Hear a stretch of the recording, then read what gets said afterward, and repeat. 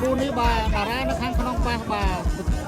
លឿនប៉ះលឿនបងប្អូនបាទប៉ះជាមួយសន្ទុះរុំស្ដីបានមិនច្បាស់ហើយបាទច្បាស់ហើយគឺតែខាងក្រៅ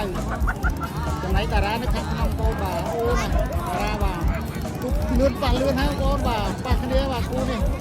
អូបាទល្អបងប្អូនឥឡូវតារាកំពុងតែមានព្រៀបលើទូរិស័យបន្តិចបាទបាទឥឡូវមកលេងកុំមួយកុំគាត់ហើយបងប្អូនលេងហើយអូបាទចង្វាក់ជាវល្អដូចគ្នាបងប្អូនបាទអូបាទតារាឥឡូវតារាកំពុងតែមានព្រៀបលើទូរិស័យបងប្អូនបាទនៅកំពុងណាស់ទៀតទូនេះបាទគឺជាទូដែរល្អដូចគ្នាបាទតារាគឺជាម្ចាស់ជើងឯកក្នុងសម័យកាលហើយបងប្អូនបាទអូបាទអ្នកចាញ់ជារឿងកីឡាបងប្អូនបាទហើយចំណែក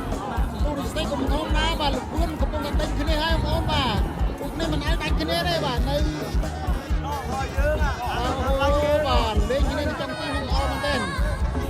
បាទឥឡូវតារាកំពុងតែមានព្រៀបលើទូរិស័យហើយបាទឥឡូវតារាទៅទីនេះគាត់ឲ្យបង